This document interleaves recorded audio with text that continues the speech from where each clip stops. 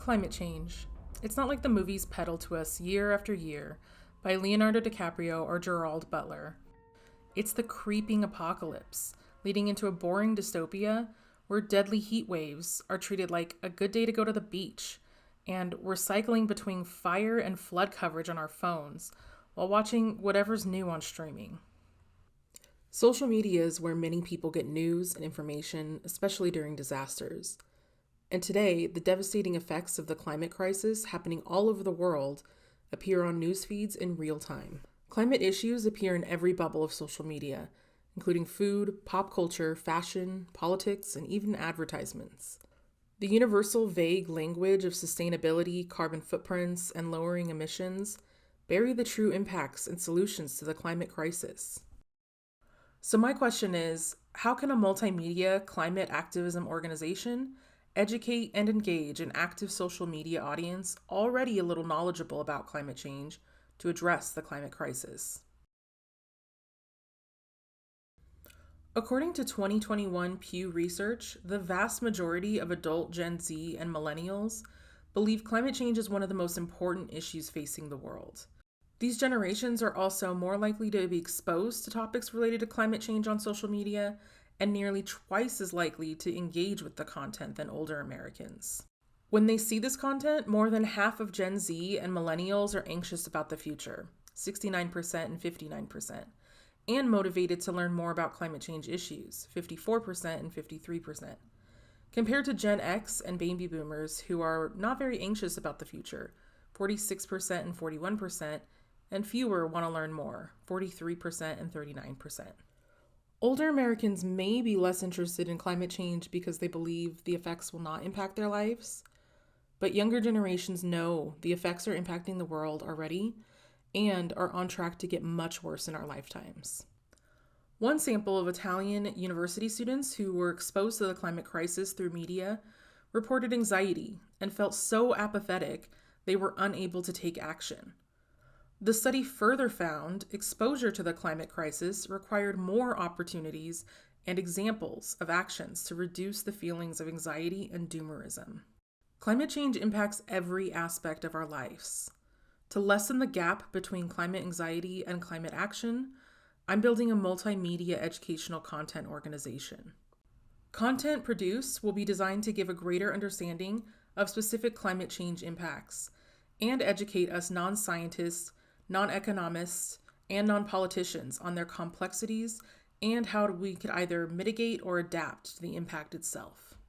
Specifically, we'll review research from climate scientists around the world, whether they're part of the working groups of the Intergovernmental Panel on Climate Change, the IPCC, or work in the other organizations producing research.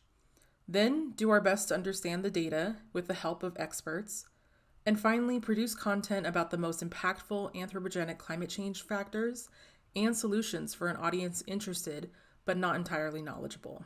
Content will be in the form of explainer videos, podcasts, and written articles.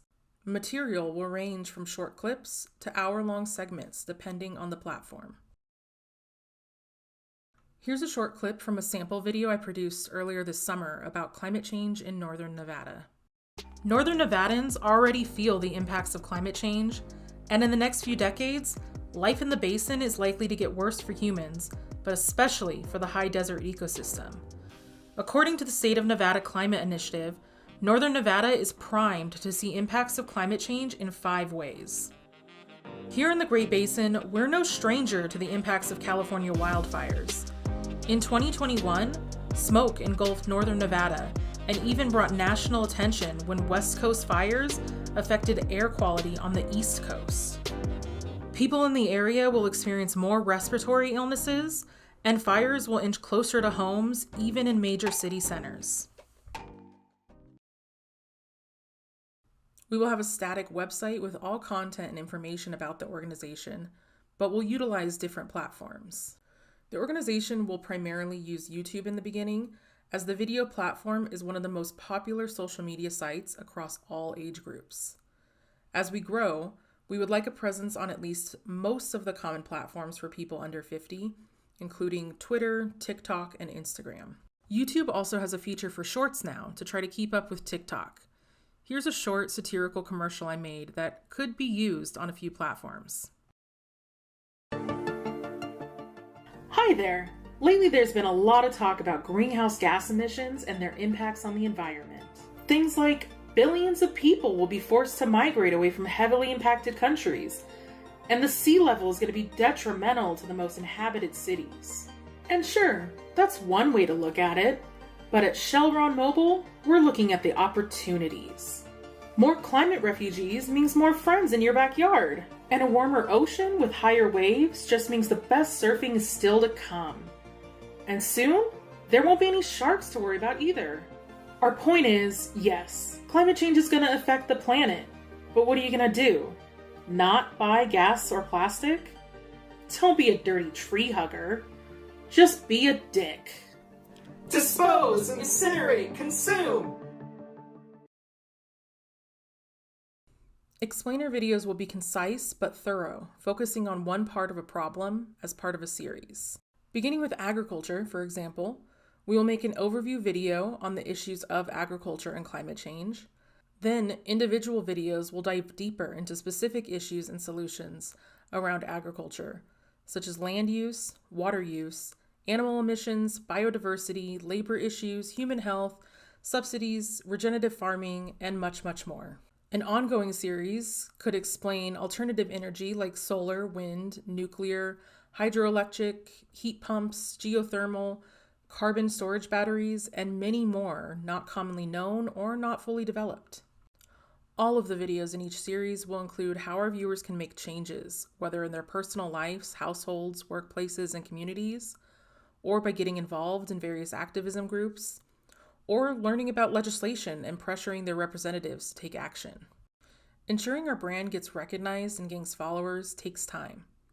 While there is not one answer for how many videos a channel needs before the YouTube algorithm recommends a channel, having multiple videos uploaded right away could benefit a new channel. Batch production of videos and consistency should build viewership and brand recognition. For this project, we will produce at least 10 videos under 5 minutes before launching, and upload 3 videos all at once after the channel launches. 3 videos at this length should be enough to introduce viewers to the channel, as well as get feedback to improve and edit before uploading more videos. After the first 3 videos are uploaded, the channel will put out videos at least once or twice a month at first, and because we will already have more mostly finished, it will be easy to stick to that schedule while working on new videos. As the organization grows beyond a YouTube channel and website, content will expand into more platforms and media types. Podcasts will feature longer interviews with experts we talk with, and will be published on Spotify and other podcast platforms. Not everything can make it into videos, so our audience who wants to learn even more about a topic from an expert can listen to and read a more thorough interview. We will also produce articles that will line up with videos and podcasts. Even though our videos and podcasts will come with transcripts, having articles on our website will allow for more shareability, especially among our older audience. Meeting an audience where the majority currently are is a jumping off point to expanding the organization's goals.